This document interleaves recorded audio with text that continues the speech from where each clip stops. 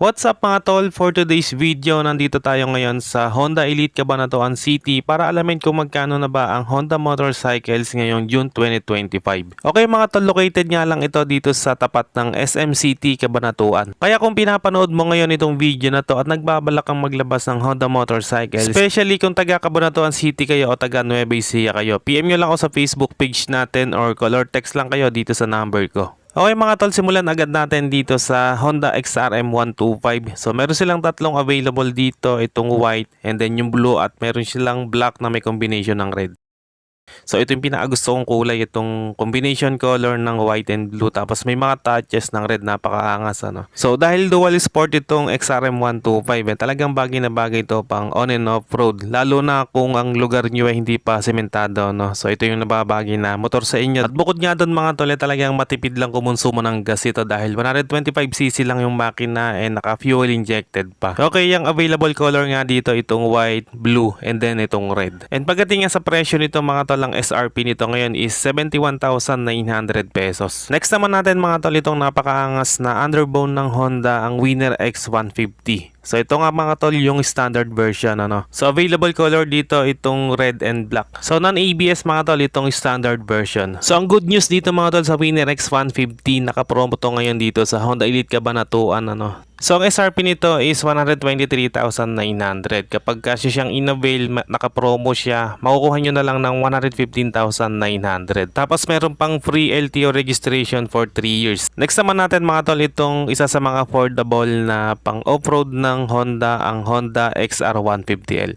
So nagagandahan ko yung bagong color combination niya no. So white siya na may black at may touches na red. So good for beginner din ito para sa mga gustong mag off-road, and syempre pwede nyo rin itong gawing pang service araw-araw dahil hindi naman siya ganong kalakas kumonsumo ng gas. So 150cc nga pala mga tol yung makina niya na naka-air cooled. Pagdating naman sa presyo, ang SRP nito ngayon ay 97,900 pesos. And kung bitin naman kayo sa pormahan ng XR150L, meron tayo ditong mas maporma ang Honda CRF 150. So ang nagustuhan ko dito is naka golden upside down fork na siya no? So talagang bumagay dun sa overall body color niya na black and white na may touches ng orange. Pagdating sa presyo mga tol, ang SRP ngayon ng CRF 150L ay 147,900 pesos. Dito naman tayo mga tol sa kabila, meron tayo ditong Honda TMX 125 Alpha. Available color mga tol is red ano. So nag-iisa lang to dito, kaya PM lang kayo sa akin kung gusto nyong ilabas itong TMX 125 Alpha, especially kung taga Cabanatuan City kayo. Sulit na sulit talaga kayo dito sa TMX 125 Alpha dahil matipid lang kumonsumo ng gas at talagang kayang-kaya pang business ano. So pwede siyang sabitan ng sidecar, ng kolong-kolong para sa mga business nyo. So ang SRP nito ngayon mga tol ay 56,900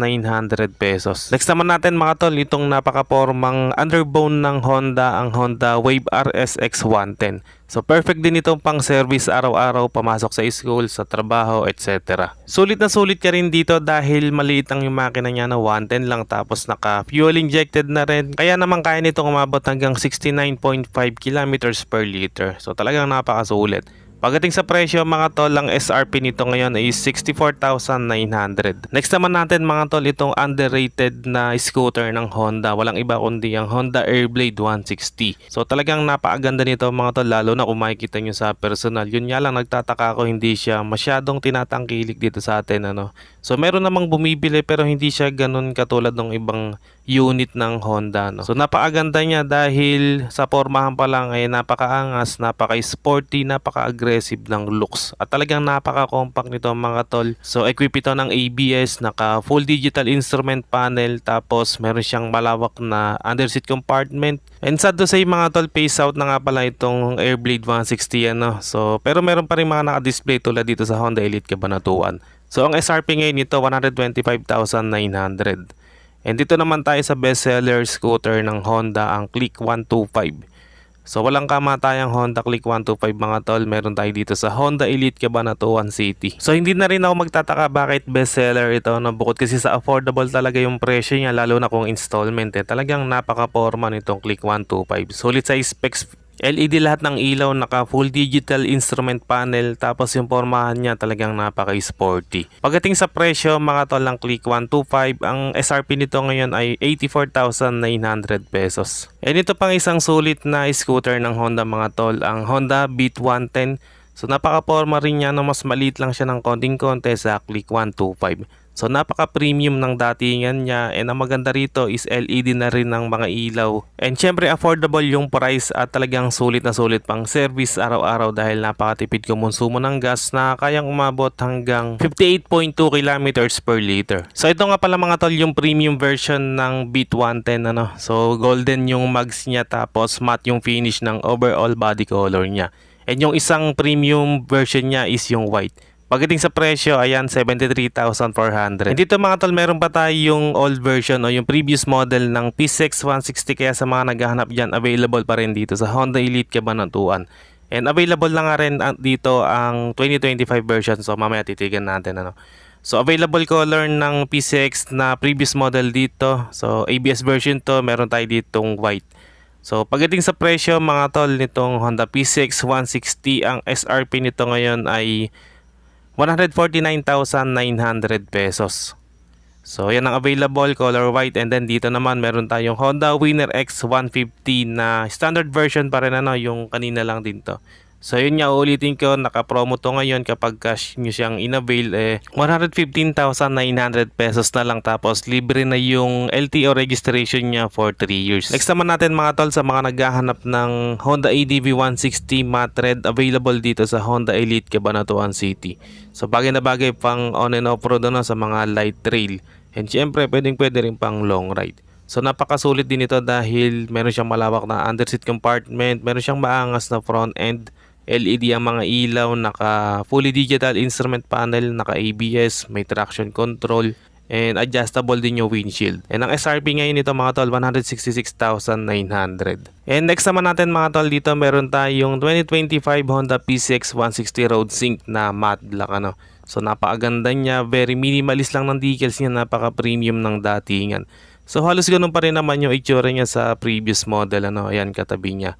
So ang naiba lang talaga yung daytime running lights niya no, yung design ng pinaka headlight. Tapos meron na ring cover yung handlebar niya kung dati naka naked. So ngayon meron ng cover, and itong road sync mga tol is naka TFT display na tayo dito. So pagdating nga sa SRP ng Honda P6 160 Road Sync ay 154,900 pesos.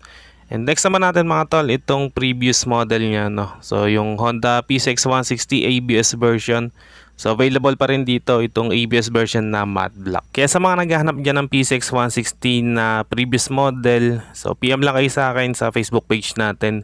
And pagdating sa presyo mga tol, syempre mas mura na to dun sa road sync ano. SRP nito ngayon mga tol, 149,900. At ang huli sa listahan mga tol, walang iba kundi ang Honda Click 160. So ito yung pinaka-latest model o yung pinaka-latest graphic design niya no. So dalawa yung available natin dito, itong matte silver at itong matte black na may combination ng orange. Perfect pang service araw-araw at talagang pwede rin pang long ride. So bumaba ang mga tol yung presyo ng Click 160 natin ngayon ano. Ang SRP nito ngayon ay 116,900 pesos. So napakasulit na nito sa presyo niya. Okay mga tol, yan ang update natin para sa Honda Motorcycles dito sa Honda Elite Cabanatuan City in front of SM City Cabanatuan. Kaya kung interested buyer kayo o nagbabalak na kayong maglabas ng first motorcycle nyo at napupusuan nyo ang Honda Motorcycles, PM lang kayo sa Facebook page natin or call or text lang kayo sa number ko. So hanggang dito na lang muna mga tol kung umabot kayo sa part ng video na to, and sa mga solid viewers natin niya, maraming salamat mga tol sa panonood. At kung bago ka lang sa channel na to, wag na magatubili pang mag-subscribe at paki-on na rin ang notification bell para ma-notify ka pag may bago tayong upload. And meron din tayong Facebook page, paki-like and follow na rin. Maraming salamat mga tol, always ride safe and God bless.